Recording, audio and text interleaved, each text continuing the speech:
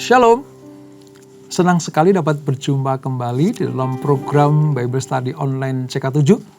Saudara, hari ini kita akan melanjutkan pembelajaran kita dari kitab Ester pasal yang ke-8.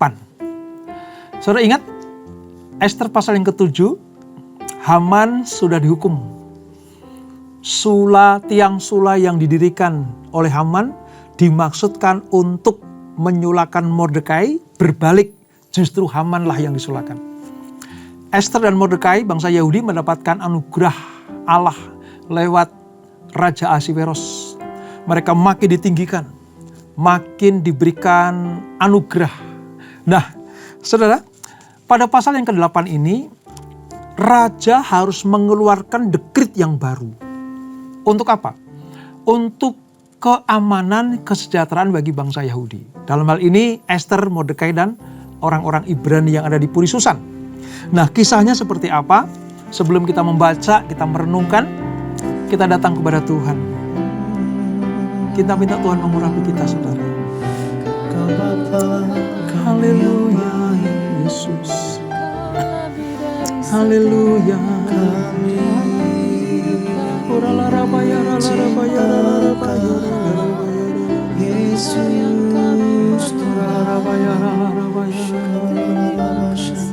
Yesus, Yesus.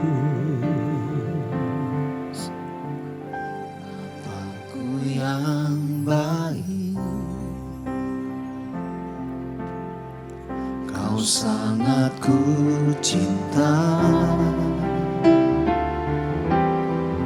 lebih dari segalanya di dalam hidupku. Bapakku yang baik, Engkau yang ku perlu, lebih dari segalanya, kasih-Mu bagiku tak pernah berakhir, kasih setia-Mu selalu nyata dalam hidupku, tak pernah berhenti berharap padamu, Yesusku, Kau segalanya. Amin. Kau segalanya bagi kami. Bapakku yang baik, Kau sangat ku cinta, lebih dari segalanya di dalam hidupku. Bapakku yang baik, Engkau yang ku perlu, lebih dari segalanya, kasih-Mu bagiku tak pernah berakhir, kasih setia-Mu selalu nyata dalam hidupku, tak pernah berhenti berharap padamu, Yesusku, Kau segalanya. Tak pernah berakhir, kasih setia-Mu selalu nyata dalam hidupku, tak pernah berhenti berharap padamu, Yesusku, Kau segalanya.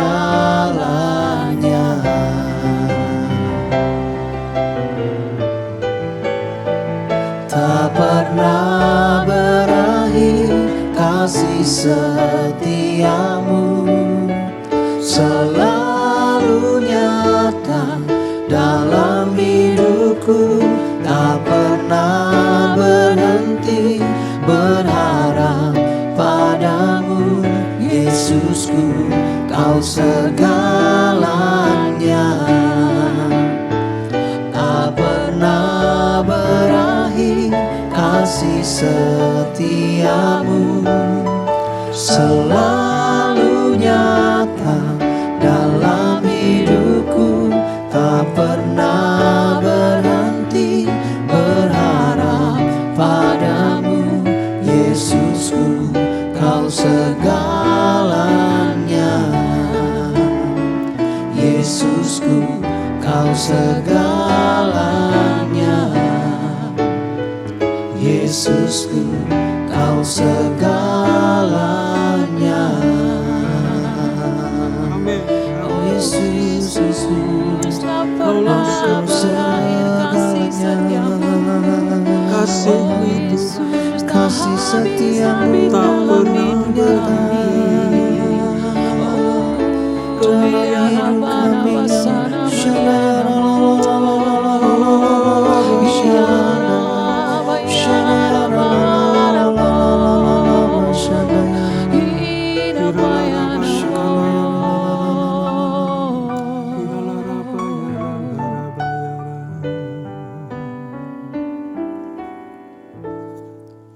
Musim akan selalu berganti, kasih Tuhan tetap abadi,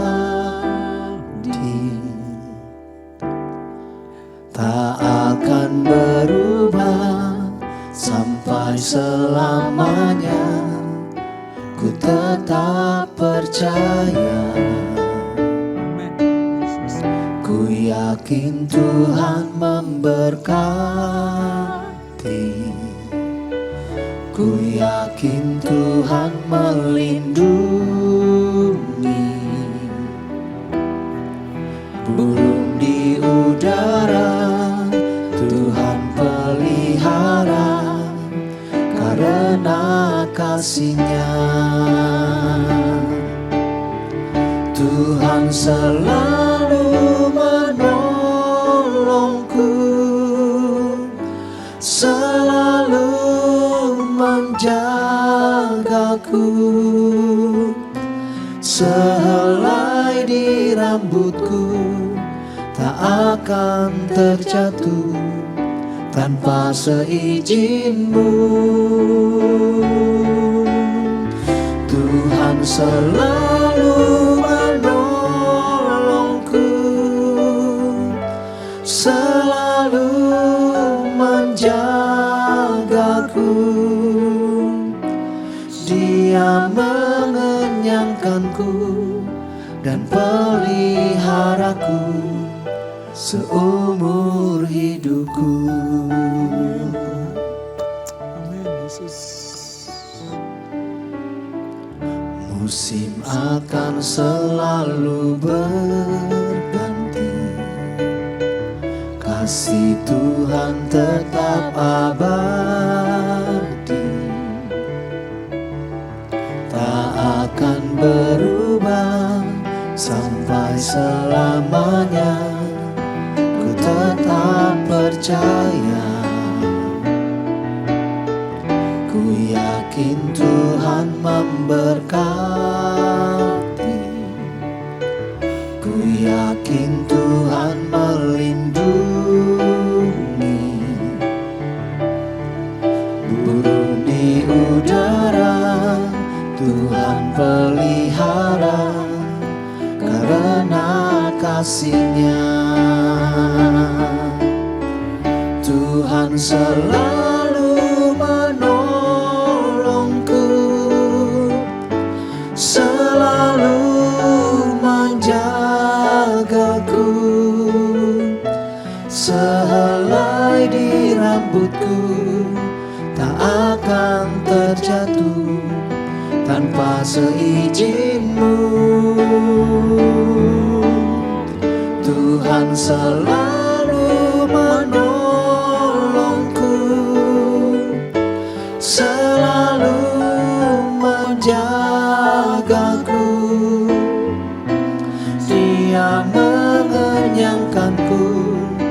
dan peliharaku seumur hidupku. Tuhan selalu menolongku, selalu menjagaku. Sehelai di rambutku tak akan terjatuh tanpa seizin-Mu. Tuhan selalu menolongku, selalu menjagaku. Dia mengenyangkanku dan peliharaku seumur hidupku. Dia mengenyangkanku dan peliharaku seumur hidupku. Dia mengenyangkanku dan peliharaku seumur hidupku. Amin. Amin. Kami punya Tuhan yang luar biasa, yang memelihara sedemikian rupa, membawa kami kepada kemuliaan demi kemuliaan. Kami tidak pernah kekurangan, sebab Tuhan yang memelihara kami. Terima kasih Bapa. Seperti Engkau melindungi orang-orang Yahudi yang ada di Puri Susan, yang dilepaskan dari malapetaka dan mara bahaya. Demikianlah Tuhan melindungi anak-anaknya yang berharap siang malam memohon anugerah kepada Tuhan. Kami akan melanjutkan pembelajaran kami, urapi kami Tuhan. Jamah kami senantiasa. Terpuji nama-Mu kau selama-lamanya. Dalam nama Yesus, mari yang siap belajar firman Tuhan. Sama-sama kita katakan, amin, amin. Saudara, dengan disulakannya Haman di tiang yang dia persiapkan untuk Mordekai itu, dan itu berbalik kepada Haman, masalah belum selesai. Bagi Esther, bagi Mordekai, dan bagi orang Yahudi. Mengapa? Karena hukum kerajaan Susan, dalam hal ini keputusan Raja Ahasiweros, belum dibatalkan. Seperti apa yang disusun oleh Haman, rencana-rencana jahat itu belum dibatalkan. Nah, pada pasal yang ke-8 ini saudara, kita akan melihat bagaimana perintah raja, keputusan Raja Ahasiweros yang akan menguntungkan bagi orang-orang Yahudi. Bagi Esther, Mordekai, dan orang-orangnya yang ada di Puri Susan. Nah, seperti apa kisahnya? Kita akan membaca dari ayat 1 sampai dengan ayat yang ke-11 saudara. Demikian firman Tuhan. Ini perintah raja demi kepentingan orang Yahudi. Pada hari itu juga Raja Ahasiweros mengaruniakan harta milik Haman, seteru orang Yahudi, kepada Esther sang ratu. Dan Mordekai masuk menghadap raja, karena Esther telah memberitahukan apa pertalian Mordekai dengan dia. Maka raja mencabut cincin meterai yang diambil daripada Haman, lalu diserahkannya kepada Mordekai. Dan Mordekai diangkat oleh Esther menjadi kuasa atas harta milik Haman. Kemudian Esther berkata kepada raja sambil sujud pada kakinya dan menangis memohon karunia-Nya, supaya membatalkan maksud jahat Haman orang Agag itu, serta rancangan yang sudah dibuatnya terhadap orang Yahudi. Maka raja mengulurkan tongkat emas kepada Esther, lalu bangkitlah Esther dan berdiri di hadapan raja, serta sembahnya.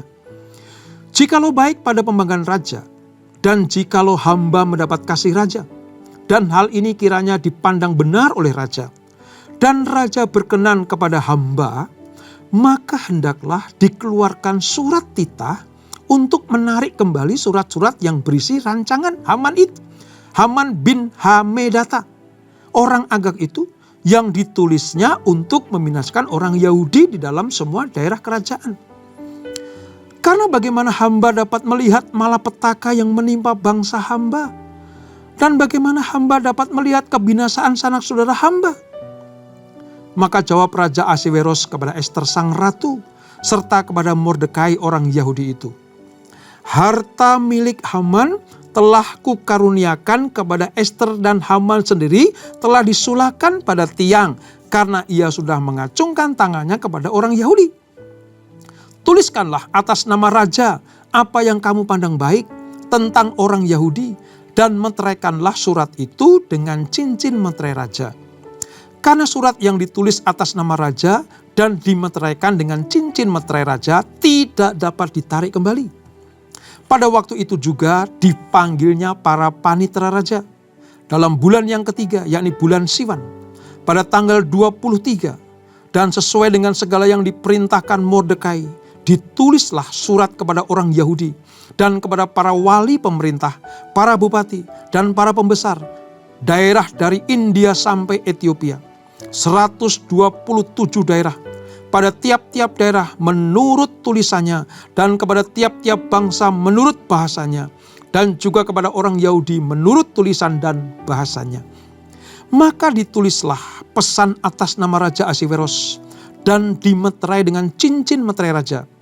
Lalu dengan perantaraan pesuruh-pesuruh cepat yang berkuda, yang mengendarai kuda kerajaan yang tangkas, yang diternakkan di pekudaan, dikirimkanlah surat-surat yang isinya, raja mengizinkan orang Yahudi di tiap-tiap kota untuk berkumpul dan mempertahankan nyawanya, serta memunahkan, membunuh, atau membinasakan segala tentara, bahkan anak-anak dan perempuan-perempuan dari bangsa dan daerah yang hendak menyerang mereka, dan untuk merampas harta miliknya.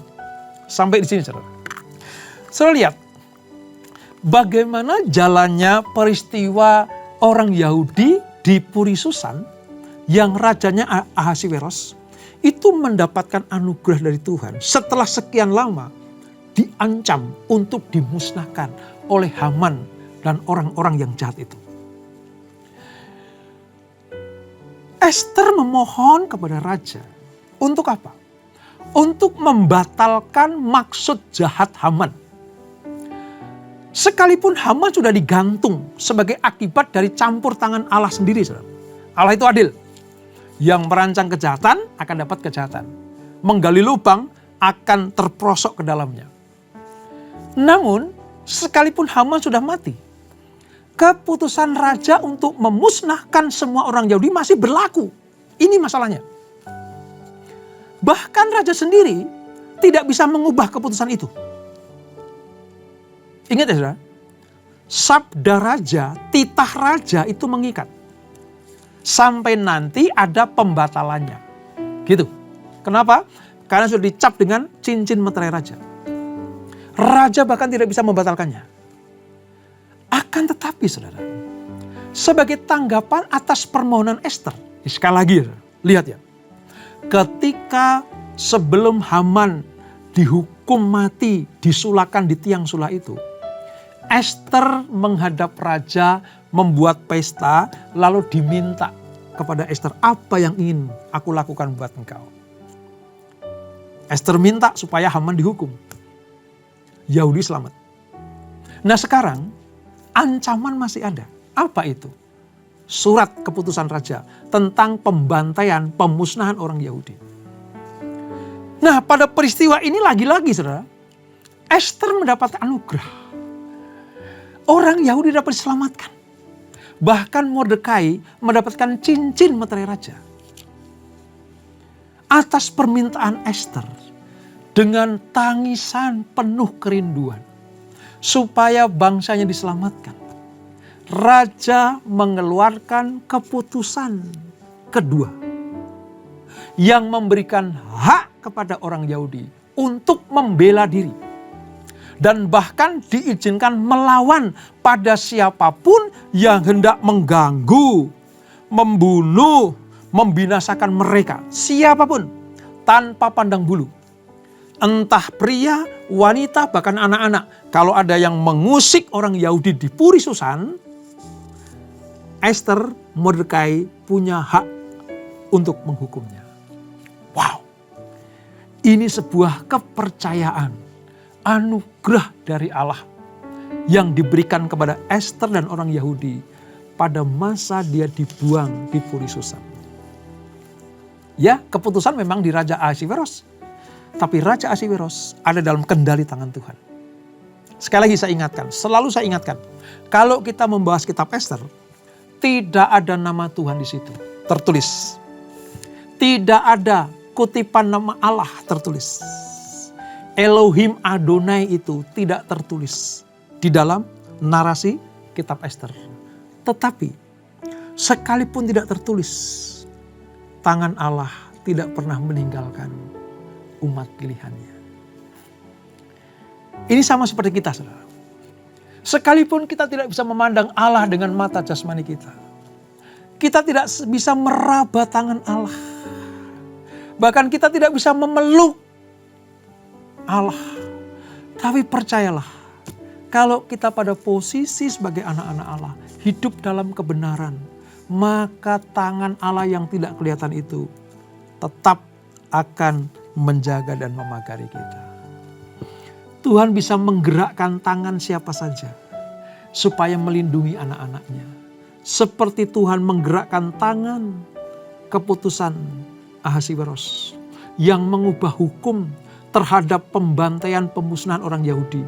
Diubah menjadi hal yang baik, hal yang berkenan, hal yang menyelamatkan, memulihkan posisi orang Yahudi.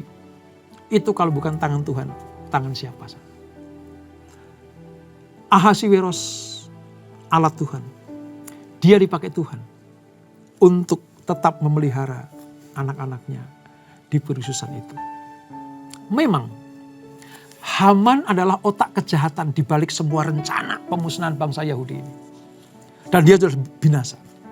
Tapi sekali lagi, surat perintah yang harus diubah, dibatalkan yang pertama, diubah untuk keputusan yang kedua, harus keluar dari mulut dan tangan Raja Ahasiweros. Itulah sebabnya Esther harus datang kepada Raja. Sama seperti kita, saudara. Kita percaya, kita punya iman, Allah pemelihara, Allah melindungi, Allah menjagai umatnya, Allah mengusahakan hal-hal yang baik bagi anak-anaknya. Allah bisa memakai tangan siapa saja untuk memberkati anak-anaknya. Tetapi ada peran bagi kita untuk melakukan apa yang kita imani. Melakukan apa yang kita percayai dari kasih Allah itu. Seperti Esther harus berani mati untuk ngomong sejujurnya kepada Ahasiweros tentang hukuman Haman dan tentang mengubah surat ini. Ini gak main-main, saudara. Sepintas kalau kita baca, ya sudahlah, Esther cuma minta, menangis gitu ya. Tetapi apa yang dilakukan Esther dan Mordekai ini, itu taruhannya nyawa, saudara. Taruhannya nyawa. Kalau toh nanti raja tidak berkenan, selesai. Selesai. Sekali lagi, ini taruhannya berat sekali. Tapi toh dengan demikian, Esther dan Mordekai tetap melakukannya. Jadi dalam hal ini ada pihak Tuhan yang melakukan penjagaan, perlindungan, penyertaan, pagar keselamatan. Tapi ada bagian kita untuk kita lakukan apa-apa yang harus menjadi tugas dan kewajiban kita. Ingat ya, iman tanpa perbuatan, nol. Iman tanpa tindakan gak akan menghasilkan apapun juga. Esther sudah melakukan bagiannya. Mordekai sudah melakukan bagiannya. Orang Yahudi sudah berpuasa, memohon, meminta kepada Tuhan.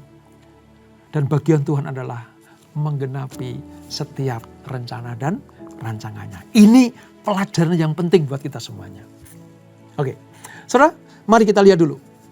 Sifat hukum yang sudah diutarakan, diputuskan oleh Ahasiweros.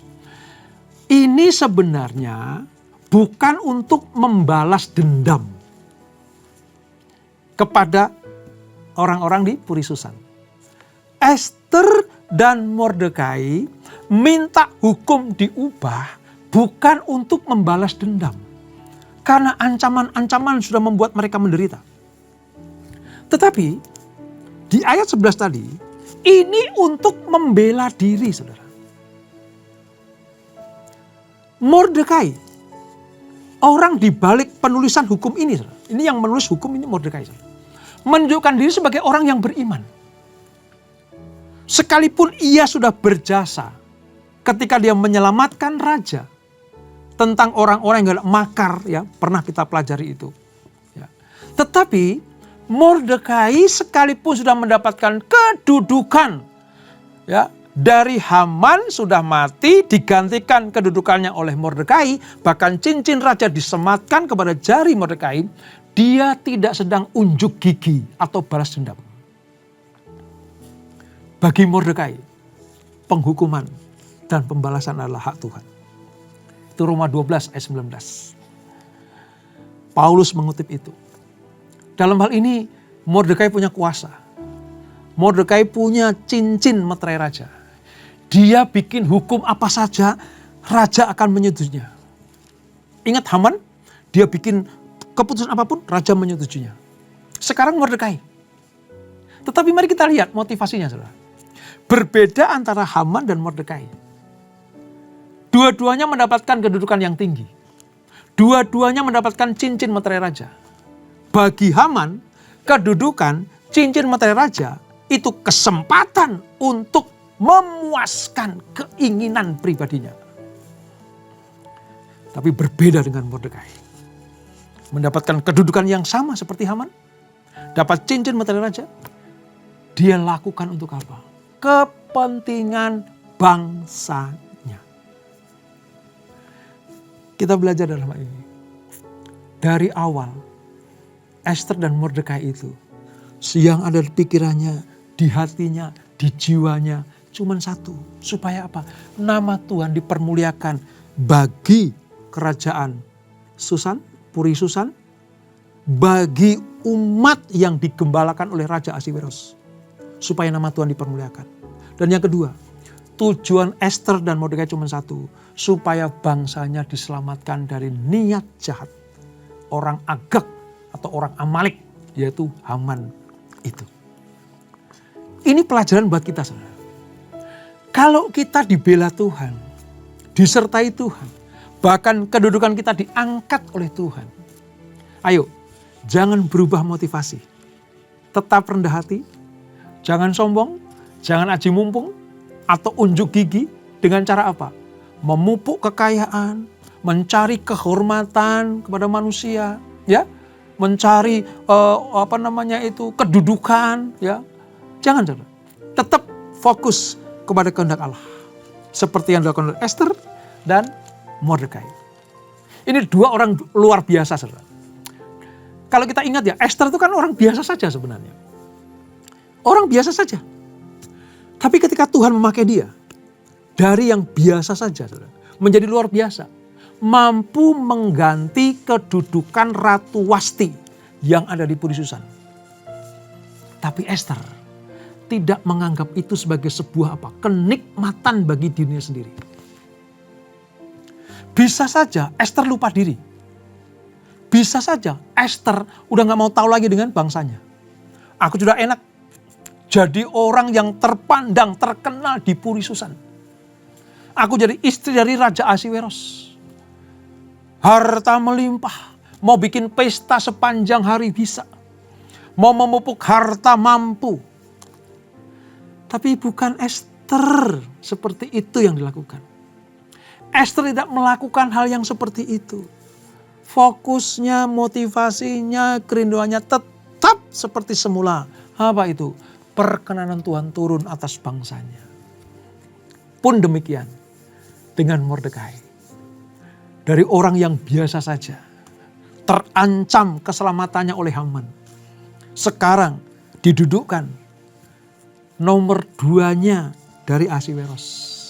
Dia tidak punya motivasi selain mempermuliakan nama Tuhan.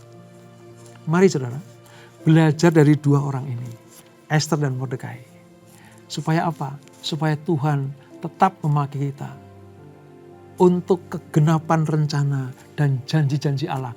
buat kita pribadi, buat keluarga kita, buat pelayanan kita, buat bangsa kita, dan buat gerejanya, supaya nama Tuhan dipermuliakan. Kita harus ingat bahwa tindakan yang kita lakukan itu mengandung konsekuensi yang besar. Kalau salah menempatkan diri, mengambil keputusan, atau salah memilih motivasi, kita akan terpuruk dan akan dimurkai Tuhan. Tapi sebaliknya, kalau kita tetap setia dalam panggilan Tuhan, tetap setia di dalam jalan-jalannya Tuhan, seberat apapun masalah, semenakutkan apapun problem hidup kita, toh Esther dan Mordekai sanggup melewatinya. Selembah kelam yang menakutkan sekalipun mengancam kita. Iblis selalu menggocoh kita, menakut-nakuti, menawarkan kenikmatan dunia. Ya, suruh hormat kepada iblis seperti Mordekai dan orang-orang Yahudi suruh hormat kepada Haman. Tapi mereka menolak. Toh mereka diselamatkan Tuhan. Karena Allah yang pegang kendali. Dalam hal ini, saya melihat grand design Allah terhadap orang Yahudi. Esther, Mordekai dipuri Susan. Allah yang menjadi sutradara kehidupan mereka. Kalau Allah sanggup menata, memimpin, menuntun mereka, Allah yang sama yang kita sembah di dalam Yesus Kristus sanggup memimpin kita juga. Allah mampu, Allah mengerti apa yang kita butuhkan. Tangisan-tangisan anaknya, air mata orang-orang yang berharap kepada Tuhan tidak akan pernah sia-sia. Air mata Esther di depan Raja Ahasveros itu menunjukkan apa? Kesungguh-sungguhan cintanya Esther kepada bangsanya. Hati yang murni dari Mordekai untuk menjagai Raja Ahasveros terhadap niat jahat orang-orang yang hendak menggulingkan itu. Itu adalah keluar dari hati yang paling dalam, murni, pure. Tuhan sedang mencari orang-orang seperti itu. Yang tidak mencari keuntungan pribadi. Orang yang berani mengambil resiko. Walaupun kadang bisa merugikan dirinya sendiri. Tapi kalau itu benar di mata Tuhan. Maka Allah akan tampil sebagai pembela. Pelajaran dari Esther pasal yang ke-8 ini. Mari tetap hidup dalam kebenaran. Jangan pernah keluar dari rencana Tuhan. Layani Tuhan, layani gereja di mana kita beribadah. Layani bangsamu, layani orang-orang sekelilingmu. Maka Tuhan yang akan membela, menyertai, menuntun, menunjukkan jalan-jalan mana yang kita tempuh. Dalam hal ini, Esther pasal yang ke-8, Tuhan betul-betul menuntun umatnya menuju kepada berkat, menuju kepada kemuliaan, menuju kepada kehidupan yang Allah ingin berikan kepada anak-anaknya. Oleh sebab itu, tetap setia kepada Tuhan. Sekali Yesus, tetap Yesus. Di tengah gelombang masalah, kita berpegang kepada Yesus Kristus. Dia yang memberikan kemenangan buat kita semuanya. Dan itulah Esther pasal yang ke-8. Kita tundukkan kepala. Bapak, terima kasih untuk anugerah-Mu. Kami belajar bagaimana Allah sang sutradara kehidupan itu berperan aktif dan luar biasa terhadap peristiwa orang Yahudi dipuri Susan. Surat keputusan yang bercap meterai raja tidak dapat diganggu gugat lagi. Haman sudah mati, tapi surat itu tetap berlaku. Namun Allah mengaturnya lewat orang-orang yang pemberani ini, Esther dan Mordekai, memohon kepada raja supaya membatalkan surat pertama dan mengeluarkan surat yang kedua. Dan luar biasa, raja menyetujuinya. Mengapa Ahasveros menyetujuinya? Karena Tuhan yang menggerakkannya. Itulah sebabnya kami mengucap syukur punya Tuhan Allah yang seperti ini. Allah yang disembah oleh Esther, Allah yang disembah oleh Mordekai, adalah Allah yang sama yang kita sembah, yaitu Yesus Kristus yang menuntun, menyertai, memberikan jalan-jalan keluar buat kita semuanya. Itulah sebabnya kami hanya datang kepadamu. Kami percaya di tengah-tengah kesulitan, penderitaan, kesukaran hidup ini, kami tetap berpegang kepada Allah. Sekali Yesus, tetap Yesus, apapun yang terjadi. Dan kami percaya akan ada happy ending di akhir kehidupan kami. Seperti akhir kehidupan bangsa Israel di Puri Susan, selamanya ada dalam perlindungan Tuhan. Terima kasih Bapak, berkati kami semuanya. Sebelum kami berpisah, kami siapkan hati kami terima berkat yang daripadamu. Kekasih-kekasih Kristus, arahkan hatimu kepada Tuhan.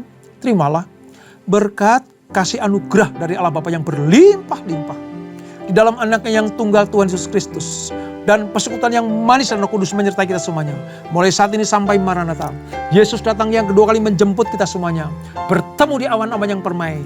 Menikmati kemuliaan kekal sampai selama-lamanya. Yang diberkati, sama-sama kita katakan amin. Amin. Tuhan Yesus memberkati.